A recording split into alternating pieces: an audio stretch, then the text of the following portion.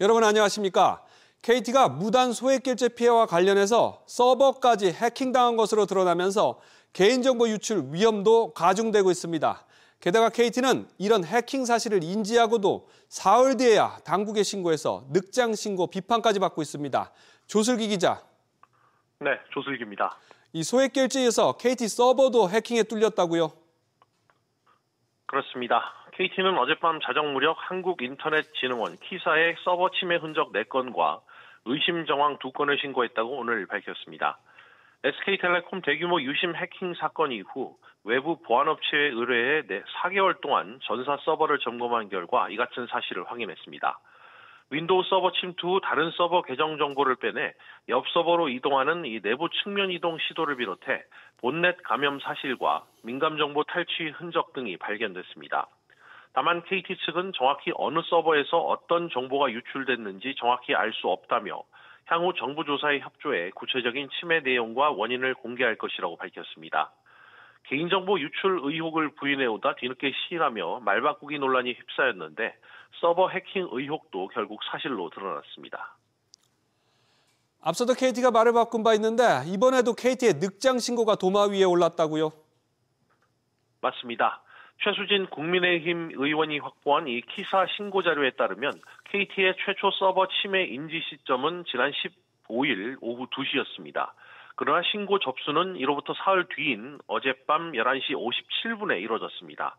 해킹 피해를 처음 확인한 시점부터 24시간 이내에 신고하도록 한 정보통신망법 규정을 어긴 셈입니다. 이에 대해 KT 측은 서버 점검은 최고 정보보안 책임자 조직에서 별도로 진행해 이 부서 상호 간의 연결성이 없다 보니 뒤늦게 내용을 알게 됐다라고 전했습니다. SBS 비즈 조슬기입니다.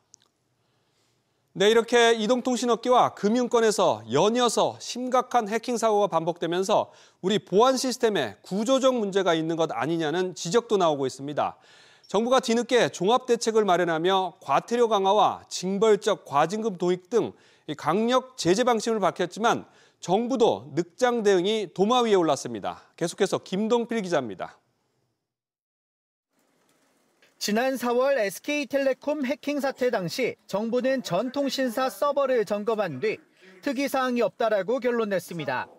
하지만 4개월 만에 KT에서 또다시 해킹 정황이 나오면서 무안하게 됐습니다.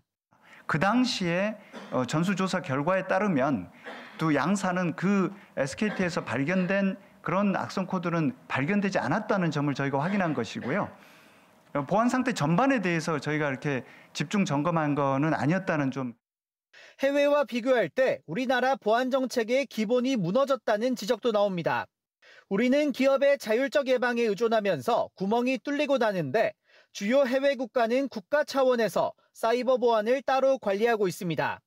기본을 좀 챙겨야 될 것 같아요. 코어 서버들 같은 거 자산 관리 제대로 하고 기지국 제대로 관리하고 그리고 자산 관리거든요. 그 기초를 어떻게 하면 잘 닦을 거냐, 그다음에 잘 이행시킬 거냐라는 쪽으로 접근을 해야지 자꾸 강화하는 쪽으로 가는 거는 좀 신중해야 된다. 해킹 신고와 조사 창구가 부처별로 분산돼 있다는 점은 또 다른 장애 요소입니다. 최근 트렌드는 한쪽에 이렇게 치우쳐서 딱 그 부분만 문제가 되는 상황은 아니거든요. 데이터 유출이 됐는데 개인정보냐 아니냐 이거를 따질 그럴 상황은 아닌 것 같아요. 신고 창구에 대한 일원화에 대한 부분들도 좀 고민을 해보면은 어떨까라는 생각. 미국처럼 일벌백계 차원의 징벌적 과징금 부과 목소리도 커지는 가운데 정부는 뒤늦게나마 부처 종합 보안 대책 마련에 나섰습니다. 그 국가안보실을 중심으로 한 관계부처 회의를 통해서 종합적인 대책 또는 분야별 대책들을 저희가 좀 함께 이렇게 강구하고 있다는 좀 말씀을 좀 드리겠습니다. 이재명 대통령도 대책 마련을 지시한 가운데 민생과 직결한 해킹 사태를 막을 국가 차원의 대비책이 절실합니다. SBS 비즈 김동필입니다. 이번 롯데카드 해킹 사태로 거의 300만 명에 달하는 고객 정보가 유출됐고 이 중 28만 명은 카드 비밀번호 같은 민간 정보까지 다 털렸습니다. 내 정보도 유출된 건 아닌지 불안하기만 합니다. 그래서 이 개인정보가 유출됐다면 어떻게 대응해야 하는지 이정민 기자가 알아봤습니다. 전병락 씨는 개인정보가 유출됐다는 메시지를 받고 깜짝 놀랐습니다. 전화번호랑 암호화된 카드 번호 그리고 가상결제 코드 등 유출되었다고 전달을 받았습니다. 이미 나간 개인정보들에 대해서는 따로 보상을 받을 수 있는 방법은 아닌 걸로 보이고 다른 카드사로 갈아탈까 생각하고 있습니다. 어제 롯데카드는 유출 고객 297만 명 전원에게 유출 여부와 조치 사항을 담은 메시지를 보냈습니다. 전치처럼 연계 정보나 가상 결제 코드 등이 유출됐다는 문자를 받았다면 이 정보만으로는 부정 사용 위험도가 낮으니 그나마 낫습니다. 하지만 카드 비밀번호와 카드 번호, 카드 뒷면 세 자리 번호인 CVC 번호가 유출돼 카드 재발급과 비밀번호 변경이 필요하다는 문자를 받았다면 부정 사용이 가능하니 주의해야 합니다. 해외 사이트 같은 경우에는 카드 번호 유효기간 CVC 값만 있으면 결제되는 사이트가 되게 많아요. 이 때문에 해외 결제나 휴대폰 소액 결제 등 2차 피해도 발생할 수 있어 사용 내역을 꼭 확인해야 합니다. 또 식별 가능 정보를 활용한 보이스피싱이 발생할 수 있어 신청하지 않은 카드 배송 관련 링크나 콜센터 번호로는 전화하지 말아야 합니다. 카드 재발급을 신청한 뒤 진행 상황을 확인하고 싶다면 금융당국이 만든 카드 배송 원스톱 조회 서비스에서 배송 단계부터 조회할 수 있습니다. 한편 금융감독원은 오늘 마감 예정인 롯데카드 현장 검사 기간을 연장하기로 했습니다. SBS 비즈 이정민입니다. 이렇게 해킹 사고가 업건을 가리지 않고 줄줄이 터지면서 불안감이 가시지 않고 있습니다. 특히 금융권 불안감이 커지면서 은행들 곳곳에서는 비대면 대출을 중단하는 움직임이 확산되고 있습니다. 이한승 기자, 그럼 비대면 대출은 아예 받지 못하는 건가요? 그렇지는 않습니다. 인터넷 뱅킹으로 신청하는 대출만 중단했고요. 가장 많이 쓰는 비대면 채널인 은행 앱을 통한 대출 신청은 가능합니다. 우리은행은 오늘부로 인터넷 뱅킹에서의 개인 대출 상품 판매를 중단하기로 했습니다. 예금담보대출, 직장인 대출 등 7개 상품 판매가 중단됐는데 주택담보대출은 앱으로만 취급하고 있어 인터넷 뱅킹에서의 대출 취급은 사실상 종료된 셈입니다. 판매 중단 이유는 인터넷 뱅킹에서 명의도용 방지 시스템을 적용하기가 힘들었기 때문인데요. 비대면 대출 신청 과정에서 명의를 도용당하지 않기 위해서는 신분증 위변조 판별 시스템이나 안면 인식, 영상 통화 등이 가능해야 합니다. 하지만 인터넷 뱅킹의 경우 카메라가 없는 데스크탑에서 이용할 수도 있어서 명의 도용에 취약했던 것이 사실인 만큼 이번에 중단에 이르게 됐습니다. 그럼 다른 은행들도 이런 조치가 있나요? 네, 신한은행은 이미 7월 1일부터 개인 인터넷 뱅킹과 슈퍼솔 앱을 통한 비대면 신규 대출 취급을 완전히 종료한 바 있습니다. 이유는 우리은행과 마찬가지로 명의 도용 방지가 어려웠기 때문입니다. 국민은행은 이용자가 저조하다는 이유로 지난 2023년 9월 인터넷 뱅킹 대출을 종료했고 농협, 하나은행은 인터넷 뱅킹으로 대출 신청과 실행이 불가능합니다. 금융감독원은 3분기까지 은행권에 본인 인증을 강화하라고 권고한 비대면 금융사고 책임 분담 기준을 발표했는데요. 은행권이 판매 채널을 줄여가면서까지 대응하고는 있지만 빠르게 진화하는 해킹 수법에 보안에 대한 적극적인 투자가 필요하다는 지적이 나오고 있습니다. SBS 비즈 이한승입니다. 항공사들은 오는 2027년부터 친환경 항공유를 일정 비율 이상 사용해야 합니다. 탄소 배출을 낮추는 국제사회 추세를 따르기 위한 겁니다. 하지만 이 친환경 항공유는 기존 항공유보다 비싸기 때문에 소비자들이 구입하는 항공권 가격이 오르지 않을까 우려가 나옵니다. 최주수 기자가 취재했습니다. 지속가능 항공유는 화석 연료가 아닌 폐식용유나 식물성 기름으로 생산한 친환경 기름입니다. 탄소 배출을 80% 낮춰 차세대 연료로 주목받고 있습니다. 정부의 탄소 감축 계획에 따라 항공사들은 2027년부터 국내에서 출발하는 모든 국제 항공편에 지속가능 항공유를 1% 섞어서 사용해야 합니다. 혼합 비율이 2030년엔 최대 5%, 2035년에는 10% 수준으로 확대됩니다. 다만 지속가능 항공유는 기존 항공유보다 2배 비쌉니다. 혼합 비율 1%로 계산했을 때 대한항공은 400억 원 이상을 추가로 부담하게 됩니다. 결국 소비자 항공료 인상으로 이어지는 것 아니냐는 우려가 나옵니다. 사프 전용 생산 시설의 축이라던가 가격이 떨어지는 등 가격이 많이 정상화되고 있는 과정입니다. 2030년을 전후해서 운임 반영 여부를 검토하고 그 전까지는 운임 인상을 하지 않기로 결정한 부분이 있어서 걱정하지 않으셔도 될 것 같습니다. 정부와 항공사가 2030년까지는 항공료를 올리지 않기로 합의했다는 건데 강제성은 없습니다. 지금 유가가 상승하면은 유류 할증료로 해서 운임료로 전가가 되거든요. 그러면은 이제 사프에 대한 요금 인상분이 어떻게 전가가 안 됐나를 명확하게 입증하기가 어려운 부분이라는 거죠. 좀 모니터링을 계속 할 필요가 있다. 항공사는 정해진 사용 비율을 지키지 않으면 2029년부터는 과징금을 내야 합니다. 정부는 항공사의 적극적인 참여를 유도하기 위해 의무 비율을 초과해서 사용할 경우 운수권 배분 가점을 확대하고 추후 직접 보조금 지원도 검토합니다. SBS 비즈 최지수입니다. 금융당국이 은행 자본 규제를 손봤습니다. 부동산에 쏠린 시중자금의 물꼬를 첨단 벤처기업으로 전환하기 위해서입니다. 집 살 때 받는 대출은 더 조이고 기업 투자로 돈을 풀겠다는 건데 이렇게 될 경우 은행 대출 문턱이 더 높아져서 M1 실수요자에게 불똥이 튈 수 있다는 우려도 나옵니다. 정동진 기자의 보도입니다.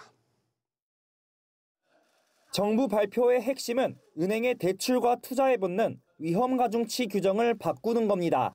위험가중치란 은행이 대출이나 투자를 할 때 혹시 손실이 나더라도 버틸 수 있도록 얼마나 돈을 묶어둬야 하는지 정하는 기준입니다. 정부는 주택담보대출 위험가중치는 15%에서 20%로 올려 은행 대출 여력을 줄입니다. 반대로 주식 투자는 400%에서 250%로 낮춰 기업과 벤처 투자 부담을 줄여주기로 했습니다.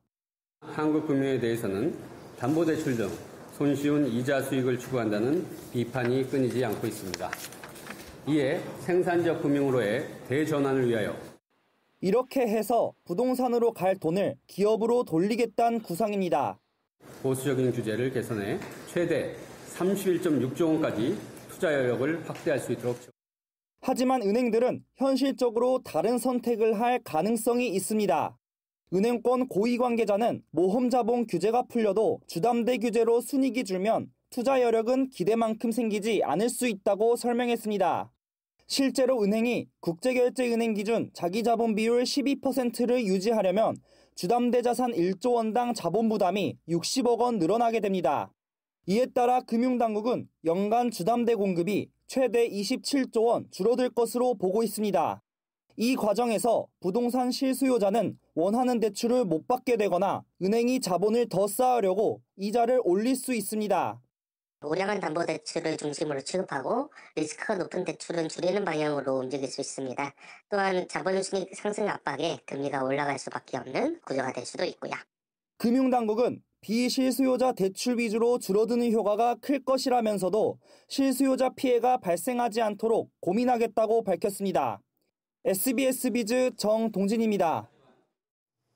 이런 가운데 서울시도 좀 더 실효성 있고 세밀한 부동산 시장 규제를 위해서 부동산 금융 실태를 직접 들여다보기로 했습니다. 그동안 서울시는 국토부가 주관하는 부동산 규제 근거 실태에 대해서 문제의식을 갖고 있었다고 합니다. 채나리 기자, 앞서 예고는 됐었는데 서울시가 실제 조사에 들어간다고요? 네, 서울시가 부동산 금융 실태 조사 작업에 착수했습니다. 지난 5월 출범한 부동산 정책개발센터는 주택 부동산 수요 동향과 전망 등을 입체적으로 파악하기 위해 이르면 내년 조사를 본격화할 계획인데요. 일단 이에 앞서 일부 지역 혹은 유형에 대한 현장 조사를 위해 업체 선정에 들어간 겁니다. 업체가 선정되면 일반 주거 현황 그리고 부동산 자산, 대출 등 주택 금융 소요에 대한 현황 파악이 이루어집니다. 현재 국토교통부가 주관하는 전국 단위 주거 실태 조사 대비 더 상세한 지초 자료를 만든다는 건데 이르면 내년 초 통계가 나올 수도 있습니다. 이번에는 약 2억 8천만 원이 투입되는데 과거 조사에 비춰볼 때 8천 표본을 넘기지 않는 선에서 조사가 이루어질 것으로 보입니다. 그럼 이번 조사 결과는 어떻게 활용됩니까? 네, 주택 기반의 조사가 핵심인 만큼 향후 주택시장 안정화를 위한 정책 개발에 활용됩니다. 예를 들어 토지 거래 허가구역 지정과 해제를 결정하기 위한 분석 자료로도 쓰일 수 있습니다. 서울시는 이번에 강남 3구를 재지정하면서 청동, 마포구 등은 제외했는데요.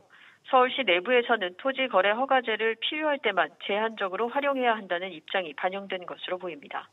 오세훈 서울시장은 어제 부동산 정책 취지에 정부의 일괄적인 대출 규제가 맞지 않다고도 정면 비판했는데요. 정부가 최근 토지거래 허가 구역 지정 권한을 국토부까지 확대하려는 가운데 서울시가 부동산 정책 수립에 유의미한 자료를 도출해낼지 주목되고 있습니다. SBS 비즈 최나리입니다. 어제 사상 최고치를 기록했던 코스피가 오늘은 장 초반 사상 최고치를 다시 경신하기는 했지만 차익 실현 매물이 대거 쏟아지면서 결국 하락 마감했습니다. 당장은 뚜렷한 호재가 없는 가운데 이 같은 롤러코스터 장세가 계속될 수 있다는 분석도 나옵니다. 이민우 기자입니다. 코스피는 어제보다 0.46% 떨어진 3,445.24에 마감했습니다. 장 초반 3,470선 턱 밑까지 올랐지만 이내 외국인과 기관이 각각 3,900억 원, 4,100억 원 매도하면서 3,450선을 내줬습니다. 13개월 만에 8만 전자를 달성한 삼성전자는 어제보다 1% 가까이 떨어지며 다시 7만 원대로 내려왔습니다. 시총상위 10종목 중에서는 SK하이닉스를 제외하고는 모두 하락했습니다. 그동안 샀던 반도체, 전기전자뿐만 아니라 전반적으로 좀 차익 매물이 출회되었다는 정도로 보고 있습니다. 지금 원달러율이 다시 1,395원까지 올라왔거든요. 그 달러율도 좀 며칠 동안 반등을 하고 있다 보니까 좀 차익 실현 심리가 좀 유입된 것이 아닌가라는 추정을 하고 있습니다. 특히 제롬 파월 미국 연방준비제도 의장이 이번 금리 인하를 위험관리 차원의 인하라고 선을 그으면서 시장의 투자 심리를 제한했다는 분석도 나옵니다. 추석 연휴 긴 휴장을 앞두고 다음 주부터 하락 매물이 출현될 것으로 예상되는 가운데 변수도 여전합니다. 저희 10월 초에 연휴가 길어가지고 좀 차익 실현이라던가 좀 리스크오프 심리 때문에 매물이 출회가 될 가능성도 있어 보이는데 3분기 기업 실적이 어떻게 나오는지 봐야 될 것 같고 관세 협상도 어떻게 진행되는지 좀 봐야 될 것 같습니다. 또 여당에서 추진하는 자사주 의무 소각을 담은 3차 상법 개정안 세부 내용에 따라 코스피의 변동성이 커질 수 있습니다. SBS 비즈 이민우입니다.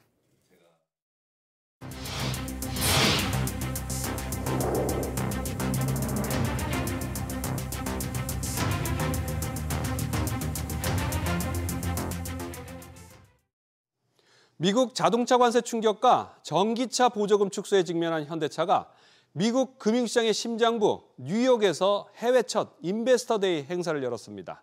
현대차는 오는 2030년까지 77조 3천억 원을 투자해서 연간 글로벌 판매 555만 대를 달성하겠다는 청사진을 제시했습니다. 직면한 위기를 정면 돌파하겠다는 의지로 해석됩니다. 박연식 기자, 관세 타격이 심화되고 있는데 아무래도 최대 현안인 한미 관세 협상에 조속한 타결을 먼저 언급을 했죠.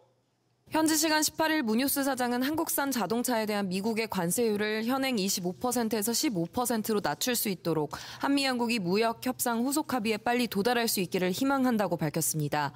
최근 조지아주 현대차 그룹 LG 에너지 솔루션 배터리 합작 공장 건설 현장에서 한국인 근로자 300여 명이 체포됐다가 풀려난 사건에 대해선 한미가 단기 출장, 특히 전문 기술 인력에 대한 상호 유익한 해결책을 도출하기를 희망한다라고 밝혔습니다.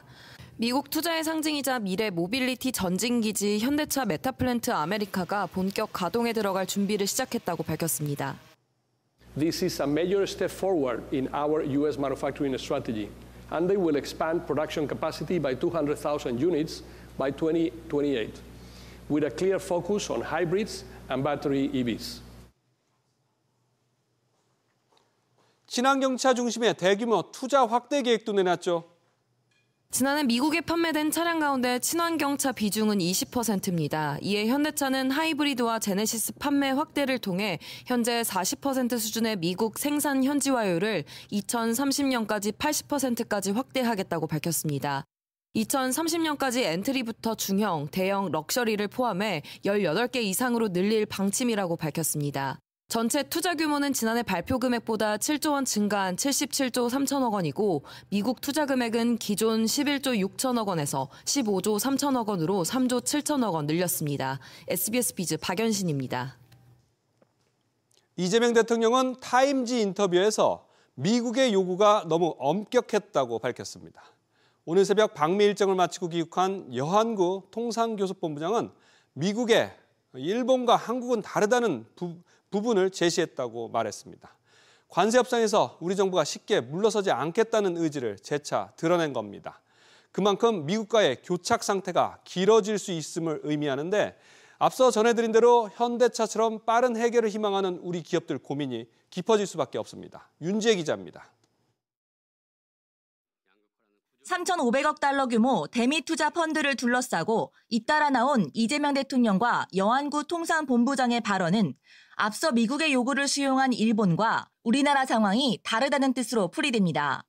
지난 9일 김용범 대통령실 정책실장은 일본은 기축통화국인데다 외환 보유액이 우리보다 3배 이상 많고 미국과 무제한 통화 스와프도 체결했다고 설명했습니다.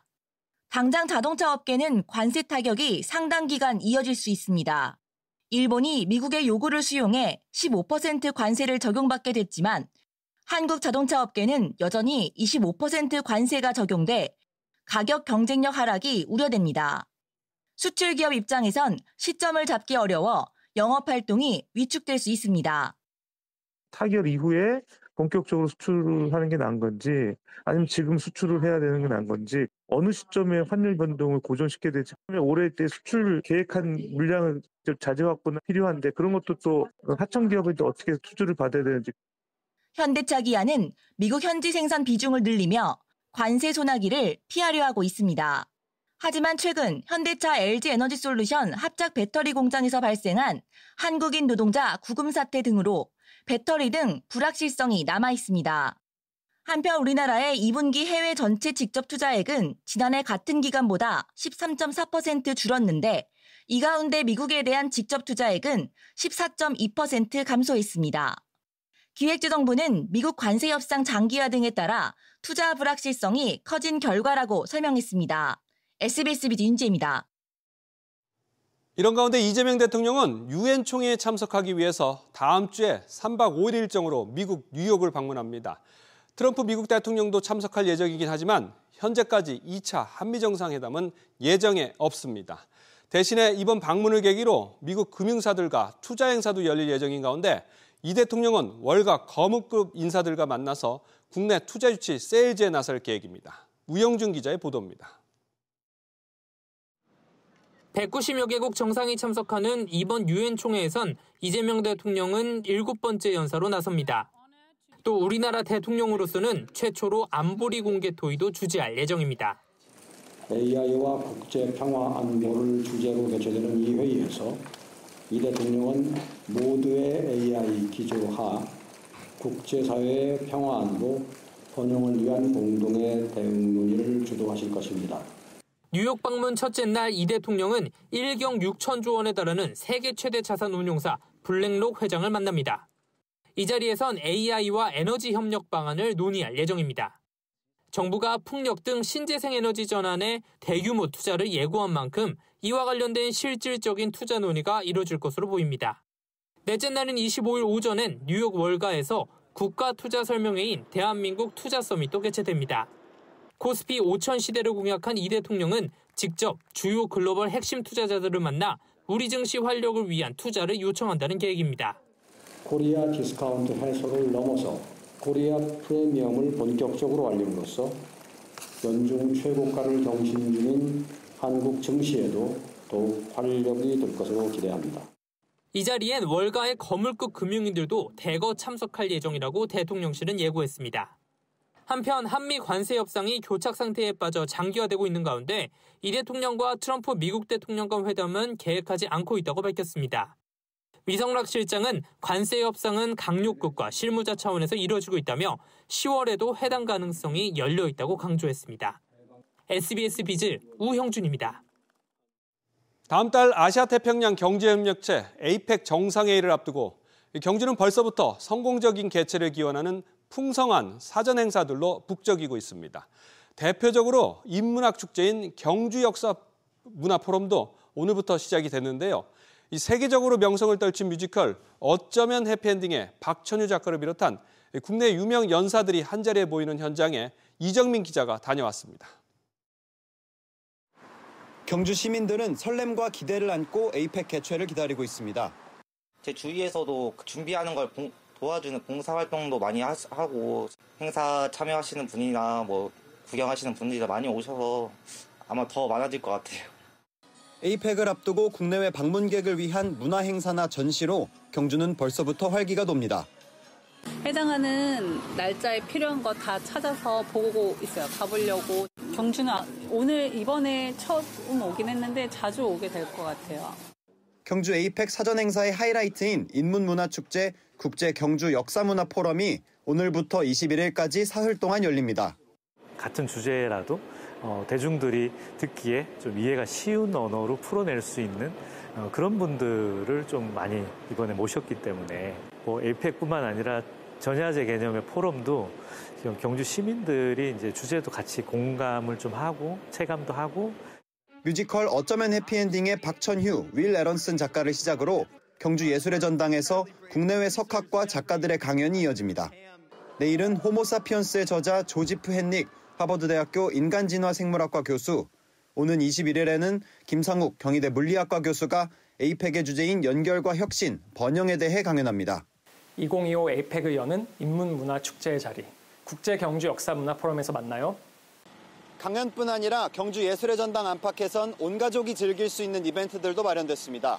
북페스티벌과 함께 현대미술대가인 이중섭과 박수근, 김환기, 장욱진 화백의 명화도 만나볼 수 있습니다. SBS 비즈 이정민입니다.